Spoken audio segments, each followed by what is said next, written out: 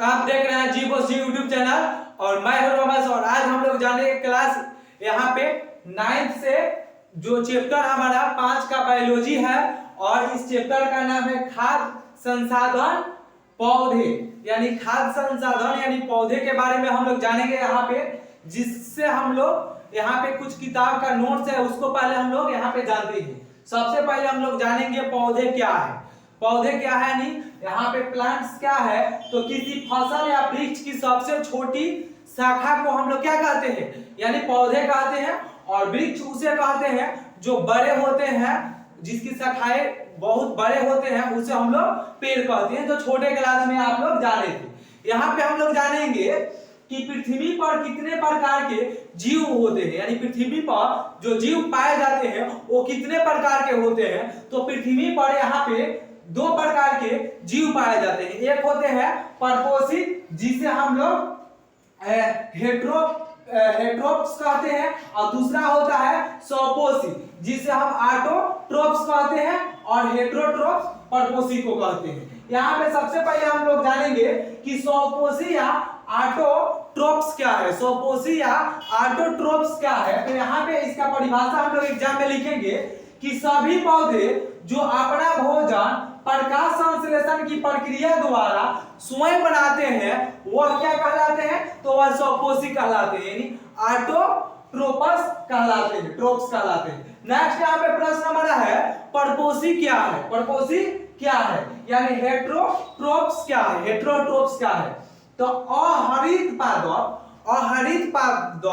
तथा सभी जंतु जो अपने भोजन के भीतर, यानी नहीं सॉरी, जो अपने शरीर के भीतर भोजन उत्पादन नहीं कर सकते हैं, अन्य पर निर्भर रहते हैं, उसे हम लोग क्या कहते हैं, तो उसे हम लोग परपोषी कहते हैं। यानी जो दूसरे जीव पर निर्भर रहते हैं, अपना वह भोजन अपने शरीर से उत्पादन नहीं कर सकते हैं, उसे हम लोग परपोषण कहते हैं।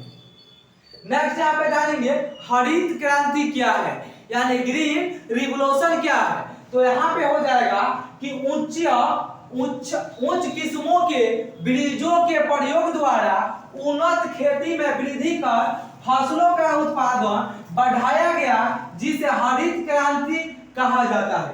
यानी जो पेड़ पौधे थे, यानी जो फसल थे हमारे खेतों में, तो उसके उन्नत वृद्धि किया गया, यानी ज्यादा से ज्यादा अन्न उगाया जा सकते हैं और उससे जनसंख्या बढ़ गया है, तो जिसके कारण हम लोग उन्नत बीज को खेतों में डालते हैं, जिससे फसल क्या होता है, कम खेत में ज्यादा हमको अनाज प्राप्त हो जाता है, उसे हम लोग हरित क्रांति के नाम से जानते हैं। नेक्स्ट हमारा है श्वेत क्रांति क्या है, यानी व्हाइट रिवोल्यूशन क्या है। तो यहाँ पे होगा कि उन्नत नस्ल के दुधारू जानवरों की वृद्धि कर दूध की उत्पादन बढ़ाया गया, जिसे हम लोग क्या कहते हैं, श्वेत क्रांति का नाम से जानते हैं, जिसे हम लोग श्वेत क्रांति कहते हैं। नेक्स्ट हमारा यहाँ पर है कि फसल उत्पादन से कौन कौन से पोषक तत्व प्राप्त होते हैं, यानी हम लोग को प्राप्त होते हैं कौन कौन से पोषक तत्व। तो यहाँ पे होगा कि मानव एवं अन्य जीवों के शरीर के लिए फसलों से उत्पादन कार्बोहाइड्रेट, वसा, प्रोटीन, विटामिन और खनिज है। जो फसलों से उत्पादन होता है वसा के रूप में, कार्बोहाइड्रेट रूप में, प्रोटीन और खनिज विटामिन के रूप में हम लोगों को फसलों से प्राप्त होता है। नेक्स्ट हमारा है यहाँ पे कि कार्बोहाइड्रेट ऊर्जा का मुख्य स्रोत क्या है, यानी कार्बोहाइड्रेट है जो ऊर्जा का मुख्य स्रोत है, उन किन पौधों से प्राप्त होता है, तो अनाज से, चावल से, गेहूं से, मकई से, बाजरा से इत्यादि से क्या प्राप्त होता है, तो हमको कार्बोहाइड्रेट प्राप्त होता है। नेक्स्ट हमारा है वसा का स्रोत क्या है, जो वसा है, फैट है, उसका स्रोत क्या है, तो तेल वाले बीजों जैसे सरसों, सूर्यमुखी, सोयाबीन, मूंगफली, तिल, अलसी और अरंड इत्यादि से हम लोगों को वसा प्राप्त होती है।